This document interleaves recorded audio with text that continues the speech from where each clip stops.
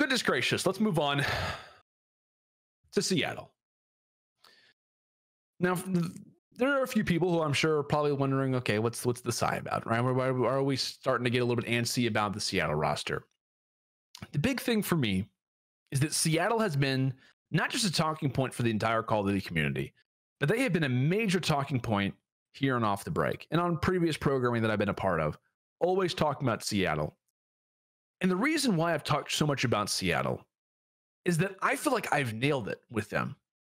I do. I feel like I have nailed it with this team since the start.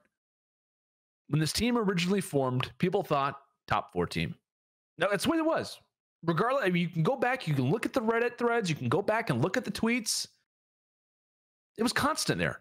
It was constant top 4, top 5. People had them top 2 in the world. People had them there. It's the truth. People had them in that conversation. And it's understandable. It is, because this team on paper heading into this year was great. Right? You got some veterans. You've got 5 world champions on this team. The oldest lineup in the CDL, which I give them flack for. But at the same time, hey, you've got some real good veterans here. You got guys who have experience. You got guys who are going to be great in the clutch, or so we thought. That was the biggest thing for me in Seattle, was that I liked this group, but the problem that I had was the lack of star talent. It was the lack of real consistency that I thought that this group really had. And so far, that's kind of proven to be the case. It has proven to be the case with this team, that they are not the roster that many thought they were. Now, quickly, before we even begin to talk more about the Seattle team and the talks of, is it time, right? Is the clock ticking for Seattle? Is it time to make a roster move? I want to talk about what Seattle kind of has up next. Coming up for Seattle, Chicago, they'll be at that event, right? Atlanta is there. Dallas is there. Chicago is there. The clock is ticking on Seattle. And the timing for them is starting to become a little bit more worrisome. And the big thing when it comes down to Chicago specifically is that, as funny as it may sound, I know we talked about LAG at the start of the show today. They face a scrappy team that actually could counter them pretty well. Right? We talked about the Gorillas earlier. In the first round, that's going to be a team that's going to understand the way that Seattle plays, probably more than any other team in the CDL. Everyone knows how Seattle works. A good team in hardpoint, but they're going to get you down to the wire. And it's a matter of making those little minor plays at the end that'll get you over the hump. You're probably going to win the search and destroy, and it's probably going to be close. It's probably going to come down to around 11. Seattle's going to win the domination. They maybe win the hard point, depending on, again, another back and forth situation. Maybe you win the hard point, it's a 3-1, or you go to a game 5 and you beat them in search and destroy again. That's the way that Seattle plays. That's been a majority of their series, and that bared fruit again here in Dallas. But like I said, they're going to face off against a scrappy team in LAG who knows how they work and actually could counter them pretty well. I don't give them the domination. I think you probably could give them one of the hard points depending on the way that LAG works the vetoes. And I probably give LAG both the search and destroys. Now, I'm not saying that Seattle isn't even going to get past the first round with, or rather, they're not going to get a first round victory. But this is an LAG team that a lot of people are going to count out, and I don't think it's time to do that yet. It's at least time to give them a little bit of respect. Then, if Seattle does manage to get past LAG, they have to worry about Dallas Empire. And if they were to lose that series versus LAG, they have to worry about a very mysterious OGLA team, which seems to have Dashy now back in the lineup, which is probably a good thing. Based on in-game communication, we'll see how that works. But based off of just talent alone, that's scary. Not a great pool for the Seattle Surge.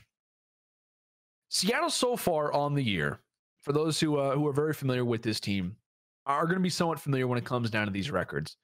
As we talked about it, as we kind of laid out their series history, 6-11 in hardpoint, 3-12 in search and destroy, and 7-3 in domination. People were hoping for improvement when it came down to Dallas, but it was a hard group for them. Obviously, as we talked about a second ago, you had Chicago, you had Minnesota. I get it. Not easy. But again, they lived up to the same stereotype of search and destroy struggles, close hard points, solid domination victories. And the big thing to keep in mind is that when it comes down to Seattle, the results aren't that bad, right? I mean, looking at their results, they lose a Game 5 Round 11 versus Paris, arguably around that sixth best team in the world range. A Game 5 Round 11 versus Paris, and they lose a Game 5 Round 10 versus who? Minnesota, a team that goes to the Grand Finals. In my eyes, 5th best team in the world right now, and very well could be 4th. Those are two solid teams. Those are two solid teams, right? These don't sound like bad results because you know what? They're not. Those aren't bad results. The problem with Seattle is that they have had the same results like this all season. They've lost, what? How many round 11s so far this year? It has been everything for them throughout this season has been the round 11 struggles. Most of their hard points come down to the wire, and they normally win the domination. They're an excellent dom team.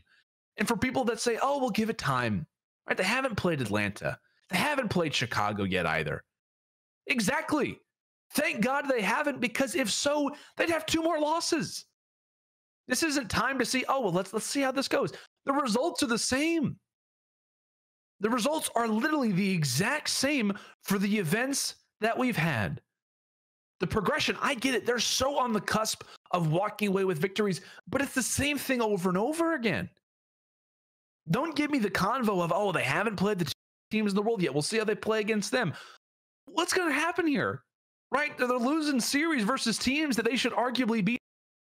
I doubt they're going to have a much better performance versus Chicago and Atlanta. You know, what happens if they go to a Game 5 Round 11 versus Chicago? Is that going to change it?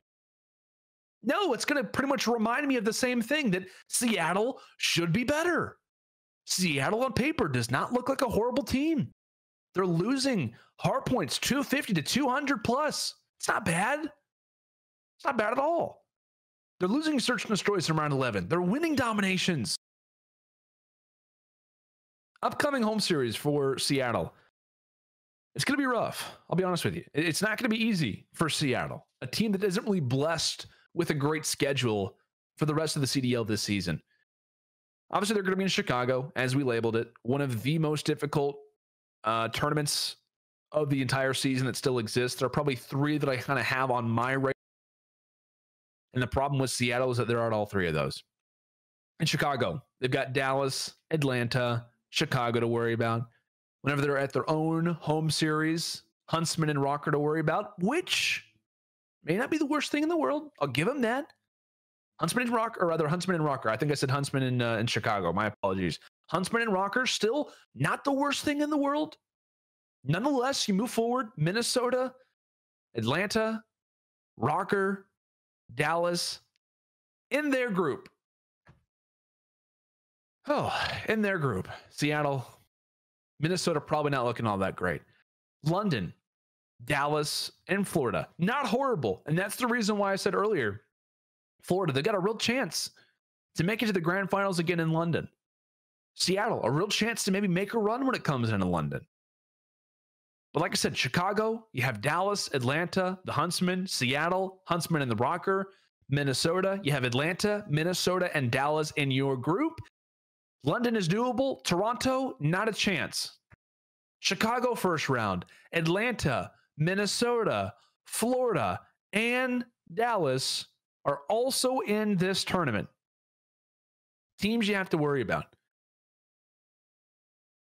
And the scary thing is, as well, is that I want to remind people really quickly about Seattle right now. And I want to ask you a question. Do you know the teams that Seattle have beaten this year? Do you know them? Right? You might know one, because if you know one, you know them all. The Los Angeles Guerrillas, and that's it. They've only beaten one team this year on 2 different occasions. They beat them in a Game 5, round 11 in London, and they beat them 3-0 in LA. Their only good series, their only real dominant series this year, and it was probably one of the most dominant